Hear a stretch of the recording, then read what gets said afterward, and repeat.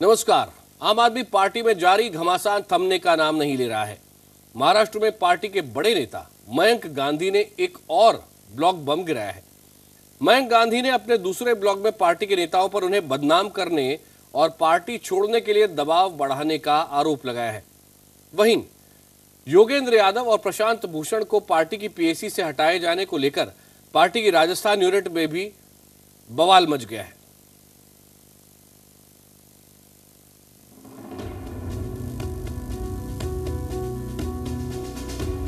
आम आदमी पार्टी में उठा बगावती तूफान थमने का नाम नहीं ले रहा है।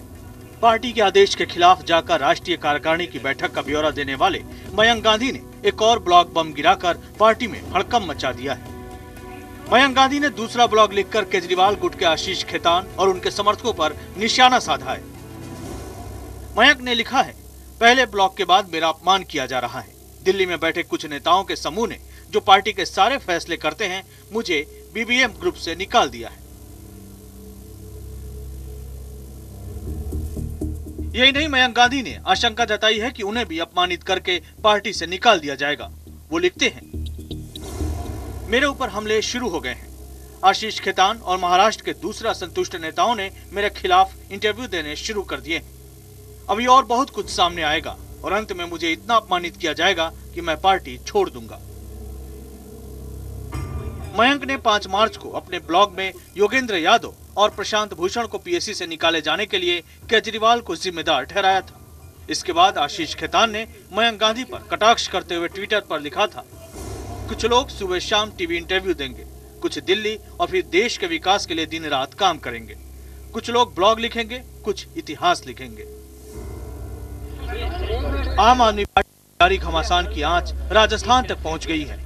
पार्टी की राजस्थान यूनिट ने दावा किया है कि वो बिना जांच के योगेंद्र यादव और प्रशांत भूषण को पीएसी से निकाले जाने के खिलाफ थे, लेकिन केंद्रीय आलाकमान ने अपनी मनमर्जी से राज्य के प्रतिनिधि से दोनों को हटाने के पक्ष में वोटिंग करवाई।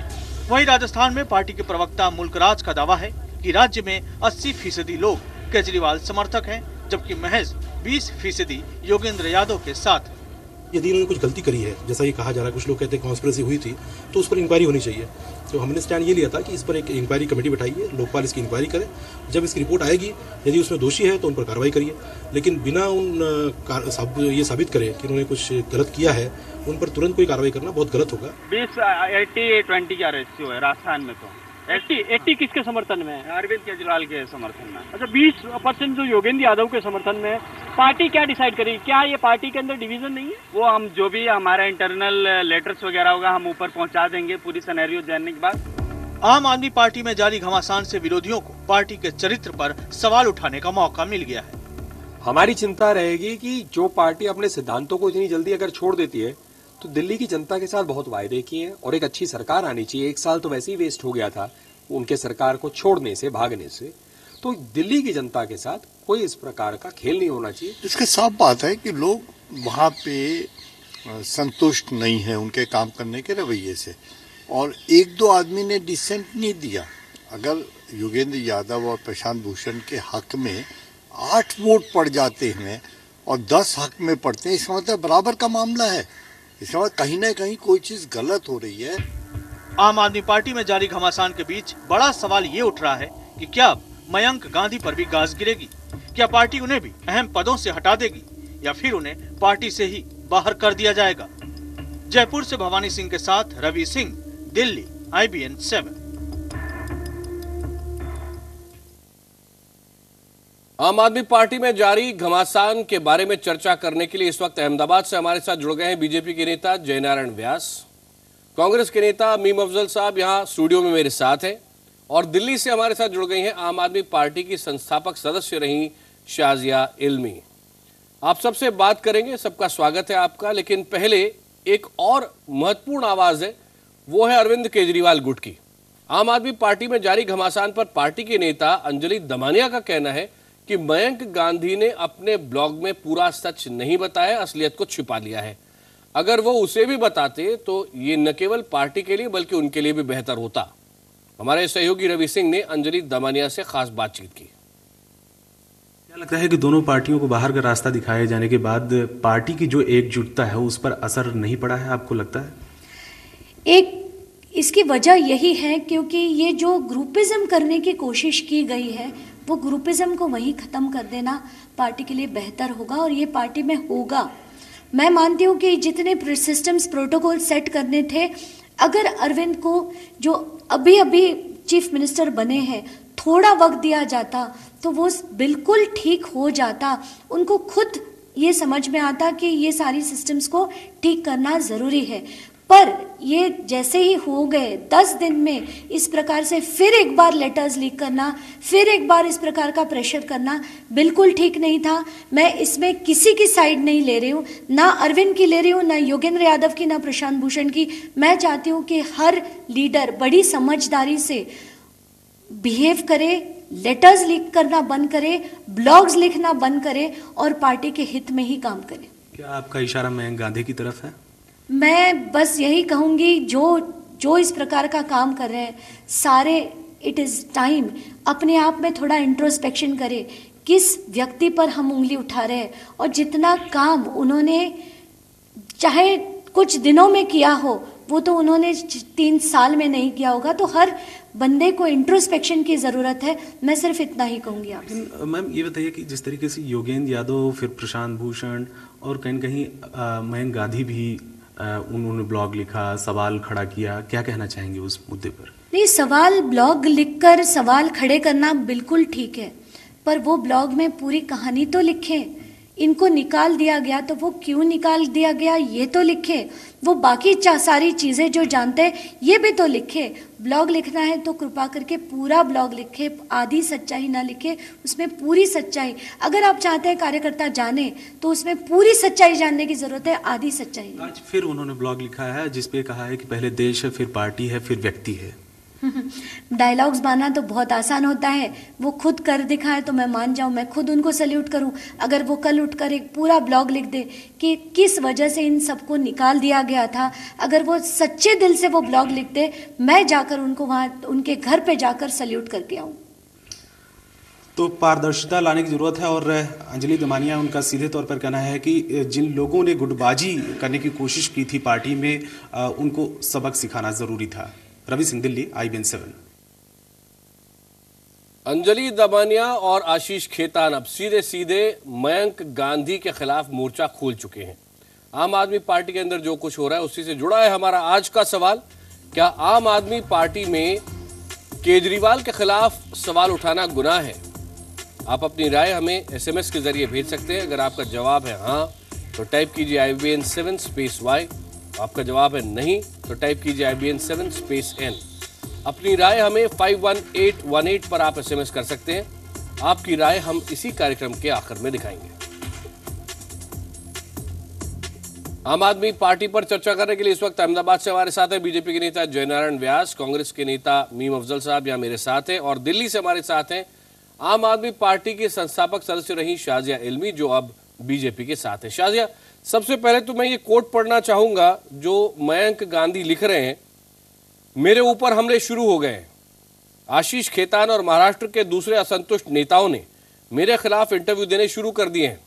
अभी और बहुत कुछ सामने आएगा और अंत में मुझे इतना अपमानित किया जाएगा कि मैं पार्टी छोड़ दूं। क्या ये ट्राइड एंड टेस्टेड तरीका भी है? बिल्कुल, ये ट्राइड और टेस्टेड तरीका है और ये इतना ज्यादा अपमानित और ह्यूमिलिएट करेंगे अंदर से। और अगर कोई आवाज उठाएगा तो इनका ही डर्टी ट्रिक्स डिपार्टमेंट इतनी खराब बातें, इतना विस्पर कैंपेन, इतनी कानाफूसी, इतने झूठे इल्जाम लगा देगा, मतलब इतनी चलत्तरबाजी है और षड्यंत्रबाजी होगी कि इंसान पहले तो घबरा जाएगा कि मैं बोलूं नहीं। अपनी इज्जत सबको प्यारी है, आप इतने इंसल्टेड होंगे तो आप खुद चले जाएंगे। अगर आप रुके, अच्छा अगर आप चले जाएंगे तो आपको कहेंगे गद्दार, अगर आप बने रहेंगे तो आपको अपमानित किया जाएगा।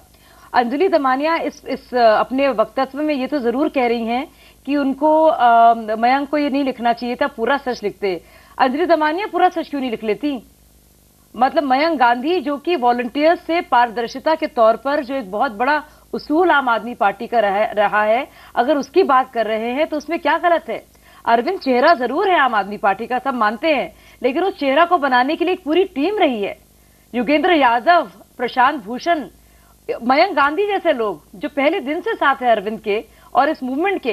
क्योंकि इंदिरा गांधी के बारे में जो बरुआ साहब ने कहा था, Indira is India and India is Indira, ये वैसी बात नहीं है आप इस अरविंद साहब नहीं है, आपका मतलब है वॉलंटियर्स, आपकी आत्मा बसती है वॉलंटियर्स में, और रीढ़ की हड्डी और दिमाग है प्रशांत भूषण और योगेंद्र यादव जैसे लोग, अरविंद चेहरा है उसके।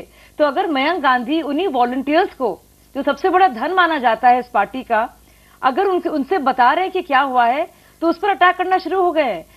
ये देखिए आशीष खेतान पहले तो प्रशांत भूषण को अटैक किया कि वो पूरी फैमिली को लाना चाह रहे हैं, फिर लिखा है कि कुछ लोग ब्लॉग लिखते हैं, कुछ लोग इतिहास लिखते हैं। खुद आशीष खेतान जो जर्नलिस्ट रहे हैं, इंटरव्यू देते रहे हैं, रोजाना टीवी पे दिखते हैं, अब टीवी उन्होंने इंटरव्यू देना छोड़ दिया है और कहना शुरू कर दिया जो इंटरव्यू दे रहे हैं वो ये कर रहे हैं। आप देखिए, और अंजलि दमानिया साफ साफ आपने सुना कहते हुए कि लीक कर रहे हैं। क्या प्रमाण है कि उन्होंने लीक किया है? विभव ने जो स्टिंग बनाया था उस जर्नलिस्ट का जो इंडियन एक्सप्रेस की थी, जिसमें योगेंद्र यादव का नाम लिया है, वो योगेंद्र यादव क्यों लीक करेंगे? मतलब ये तो बेवकूफ बनाने की बात हुई, समझते सबको मूर्ख बनाएंगे। और अगर उनको करना भी होता है ऐसा योगेंद्र यादव या प्रशांत भूषण को, तो वो इलेक्शन से पहले नहीं करते। आप खुद सोचिए। शाजिया हमारे साथ ही रहिए, मेरे साथ दो और खास मेहमान हैं। जयनारायण व्यास हमारे साथ हैं। जयनारायण जी, आशीष खेतान लिख रहे हैं और वो केजरीवाल गुट के माने जाते हैं, उनके ये उनकी उम्मीदों की पार्टी है जो भारत को भ्रष्टाचार मुक्त बनाना चाहते हैं। ये उनके सपनों की पार्टी है जो एक खुशहाल और संपन्न भारत चाहते हैं। और साथ साथ संकेत ये है कि जो भी इस गुट के साथ नहीं है वो सारे गद्दार हैं, जैसे कि शाजिया भी कह रही थी।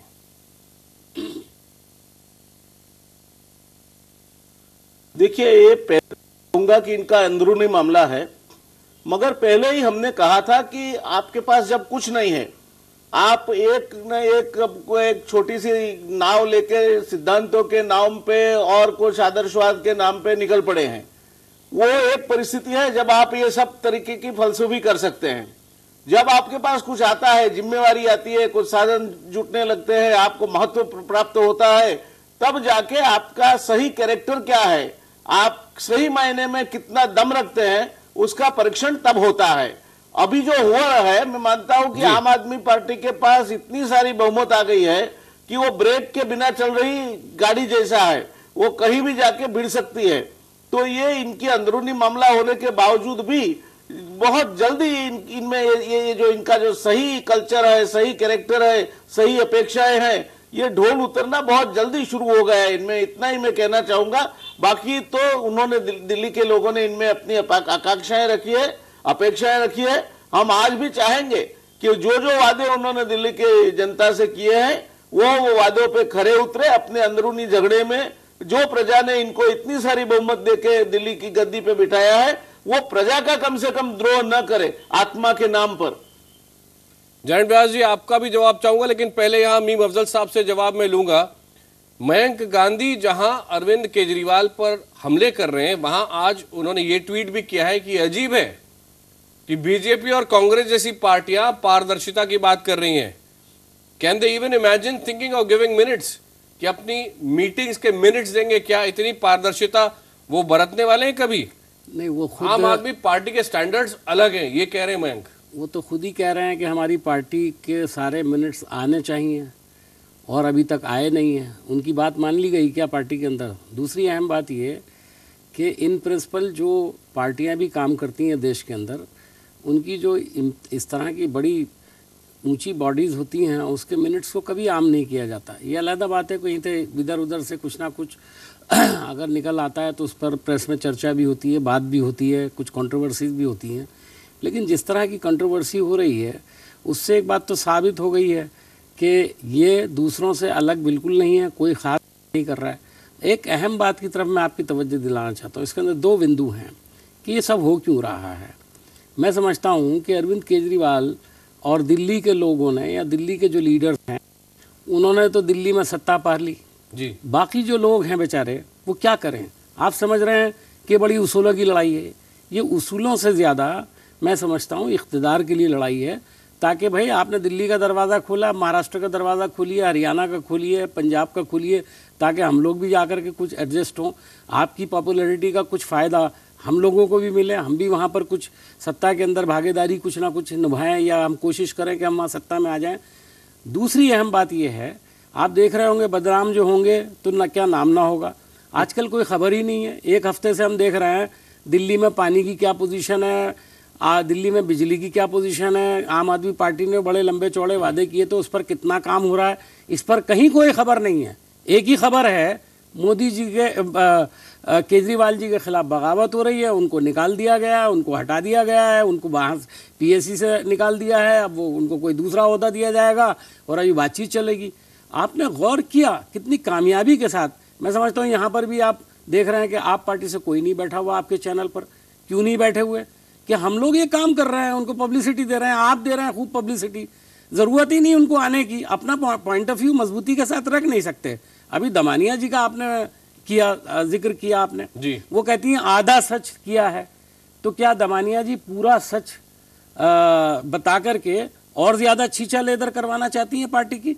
देखिए, छींचा लेदर जब होती है पार्टी की तो कुछ लोग समझते हैं कि इससे भी पार्टी को फायदा हो। कम से देखिए, आम आदमी पार्टी का एक शुरू से मोदी जी वाला स्टाइल तो रहा है कि न्यूज़ में रहो किसी भी तरह से, तो न्यूज़ में है। पिछले 7 दिन से कुछ और डिस्कस ही नहीं हो रहा। दिल्ली वाले देख रहे हैं बेचारे, हमारा काम कब होगा, कब हमारे से जो वादे पूरे किए गए हैं, स्कूल कब खिलेंगे, कब हमारा सिस्टम ठीक होगा। पानी का बिल अभी तक आया नहीं है, अभी बिजली का पहला बिल आया नहीं जो 50% कम होगा, उसकी तरफ किसी का ध्यान नहीं है। ध्यान है तो किस बात पर कि आगे क्या होगा। अब जहां तक केजरीवाल जी का है, वो अपनी सेहत जयनारायण व्यास जी आपका जवाब देना चाहेंगे, क्योंकि आपने कहा कि जिस तरह मोदी जी हेडलाइंस के लिए बने रहना चाहते हैं मीडिया में, वैसे ही आम आदमी पार्टी रहना चाहती है। साहब देखिए, नीम अफजल साहब अपने खुद के ओपिनियन के मालिक हैं, उनको दोनों ओर से मार पड़ी है तो मैं समझ सकता हूं उनकी मनोस्थिति क्या है, क्योंकि दिल्ली में वो कहीं के नहीं रहे, तो बीजेपी तो कहीं ना कहीं विपक्ष में भी है, दिल्ली ने तो उनको विपक्ष का स्थान भी नहीं दिया है। तो मैं इनकी जो मनोस्थिति है, मेरी पूर्णतः सहानुभूति नीम अफजल साहब के साथ है, ये इनकी मैं पूर्ण तरह मनोस्थिति समझ सकता हूं। तो उनमें इस जो बात चल रही है आम आदमी पार्टी के अंदरूनी घमासान की, उसमें जी मैंने कहा मेरी पूरी सहानुभूति आपके तीनों एमएलए के साथ है जो असेंबली का सेशन भी अटेंड करते हुए परेशान हो रहे हैं बेचारे। हमारे 3 एमएलए है, मगर एक समय पे पूरी पार्लियामेंट में हमारे 2 एमपी थे। संख्या से गुणवत्ता नहीं बनती। 3 एमएलए भी अगर ठीक से काम करेंगे, विपक्ष का धर्म निभाएंगे और हम विपक्ष का धर्म निभा के दिल्ली के हित में जो भी काम करना है करेंगे। शाहजिया, आपसे अब ये जानना चाहता हूं, क्योंकि आप इन सबको बहुत करीब से जानते हैं, जितना अभी तक हम समझ रहे थे ये सिर्फ आइडियोलॉजी की लड़ाई शायद नहीं है, क्योंकि अंजलि दमानिया का आरोप अब ये है कि प्रशांत भूषण आम आदमी पार्टी के राष्ट्रीय संयोजक बनाना चाहते थे योगेंद्र यादव को, जिससे हालांकि योगेंद्र यादव इनकार करते रहे। क्या ये लड़ाई सत्ता की लड़ाई है, जैसा कि अभी अफजल साहब भी कह रहे थे कि जहां तक पदों का सवाल है सब अरविंद केजरीवाल और उनके करीबियों के पास है? क्या आइडियोलॉजी की बात की आपने, उस पर जरूर बोलना चाहूंगा मैं। जी बिल्कुल बिल्कुल, जैसे कि अरविंद केजरीवाल खुद चीफ मिनिस्टर हैं, उनके पुराने साथी मनीष सिसोदिया को डिप्टी सीएम और उन्होंने सारे पद दे दिए हैं। आप बाकी के कैबिनेट को देखिए, मतलब, और एक जैसे डमी कैबिनेट होता है, रिमोट कंट्रोल कैबिनेट, वो उस तरह का है। आप जितने भी स्ट्रॉन्ग लीडर्स जो एमएलए बने भी हैं, जिनका कुछ मेरिट है, कुछ कद है, जिनकी स्पीचेस, जिनका काम जाना माना है, वो कोई नहीं है। बिल्कुल जी हुजूरी वाले, यस सर नो सर वाले सबको उन्होंने बना दिया है। तो ये बहुत सोची समझी राजनीति है, जिससे भी अरविंद इनसिक्योर महसूस होते हैं, वो सबके पर कतरते हैं, दिल्ली में भी।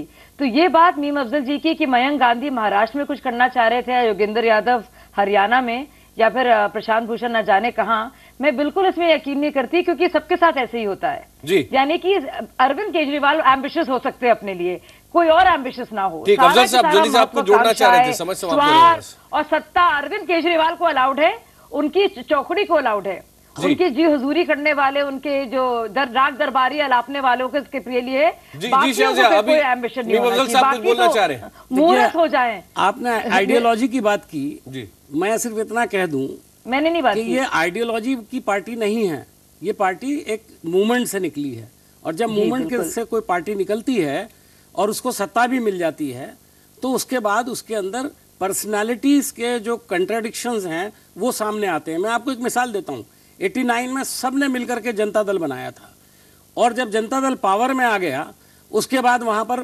पर्सनालिटीज़ का झगड़ा शुरू हो गया। आज वो जनता दल तकरीबन 13-14 पार्टियों में बढ़ चुका है और ये सिर्फ 6 महीने से एक बाद ही शुरू हो गया था और काफ़ी झगड़ा हुआ। मुझे लगता है कि आज आप पार्टी की सिचुएशन भी वही है। देखिए, इनका कोई आइडियोलॉजिकल बेस नहीं है, इसमें लेफ्टिस्ट भी हैं, सेंट्रिस्ट भी हैं, लेफ्ट और राइटिस्ट भी हैं।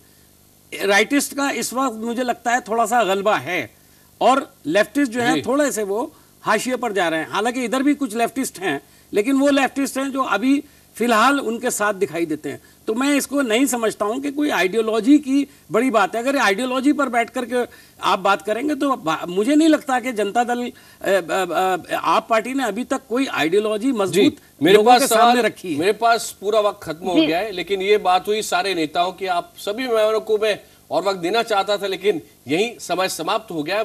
बारी है जनता की राय की और शायद यही सबसे ज्यादा चिंता करने की जरूरत है आम आदमी पार्टी को। आपका जो आज की आपकी जो राय है, हमने सवाल आपसे पूछा था कि क्या आम आदमी पार्टी में केजरीवाल के खिलाफ सवाल उठाना गुनाह है। इसके जवाब में हमें बड़ी संख्या में एसएमएस मिले हैं।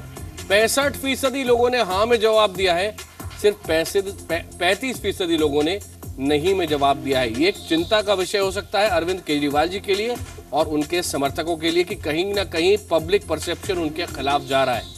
वक्त अभी एक ब्रेक का। ब्रेक के बाद देखिए हमारी खास पेशकश, दुनिया का सबसे अजीब कब्रिस्तान।